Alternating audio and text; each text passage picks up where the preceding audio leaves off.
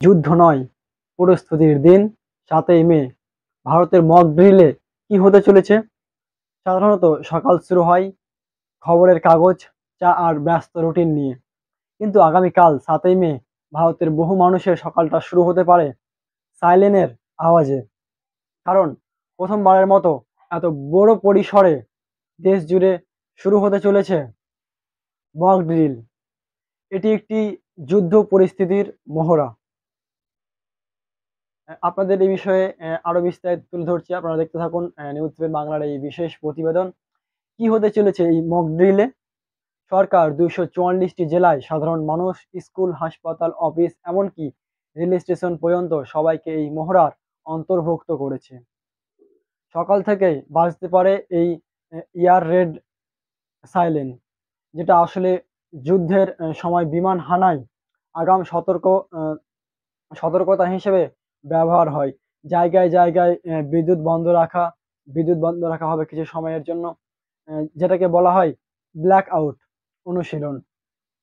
লোকজনকে এখানে শেখানো হবে কোথায় লুকোতে হবে এবং কিভাবে নিরাপদ আশ্রয়ে যেতে হবে। কিভাবে নিজের পরিবারকে এই পরিস্থিতির মধ্যে সামলাতে হবে, এই সবকিছুই কিন্তু এই মহড়াতে শেখানো হবে। এবার আপনাদেরকে আমি জানিয়ে দিচ্ছি যে কেন এই মহড়া হচ্ছে, এর পিছনে কি কারণ রয়েছে।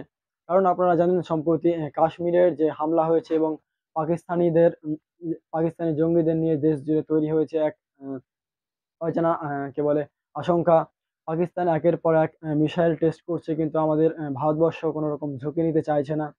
তাই আগাম প্রস্তুতি নিতে চলেছে সরকার। এবার কি সরকার কি বলেছে এই কি বলে পরিস্থিতিতে আপনাদেরকে সে বিষয়ে আমি সামান্য কিছু তথ্য দিয়ে দিচ্ছি। আতঙ্কিত না হয়ে এই মহড়ায় অংশ নিতে বলা হয়েছে এবং মিথ্যা খবর ছড়ানো থেকে নিজেকে দূরে থাকতেও বলা হয়েছে, বিরত থাকতে বলা হয়েছে।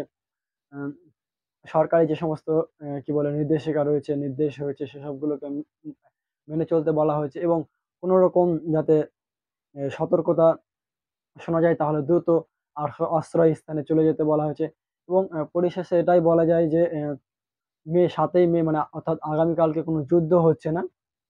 কিন্তু যুদ্ধের জন্য প্রস্তুতির দিন কালকে। এই মহড়ায় আমাদের সচেতন করবে, সাহস দেবে আর সবচেয়ে বড় কথা হচ্ছে আমাদেরকে জানাবে যে বিপদের সময় নিজেরা কিভাবে সচেতন থাকবো এবং নিজেরা কিভাবে অন্যের পাশে দাঁড়াতে পারবো।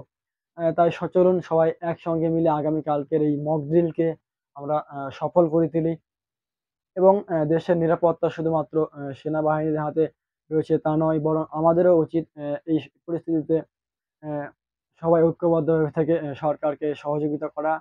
প্রিয় দর্শক, আপনারা দেখছিলেন আমি যা তথ্য পেয়েছি সোশ্যাল মিডিয়ায় অল্প সময়ের মধ্যে বিভিন্ন ওয়েবসাইট থেকে, সেই তথ্যগুলো আপনাদেরকে সহজ ভাষায় তুলে ধরার চেষ্টা করছিলাম। আপনারা এই তথ্য থেকে কি, কি জানতে পেরেছেন? আর যদি কোন তথ্য মনে করেন যে হয়তো কিছু ভুল হয়ে গেছে বা তথ্য কিছু আরো এড করতে পারেন বা আরো তথ্য যোগ করার প্রয়োজন রয়েছে, তাহলে সেসবগুলো আপনারা অবশ্যই কমেন্টে লিখে জানাতে ভুলবেন না। সঙ্গে ছিলাম আমি মোহাম্মদ জাকারিয়া আর আপনারা দেখছিলেন নিউজ 7 বাংলা।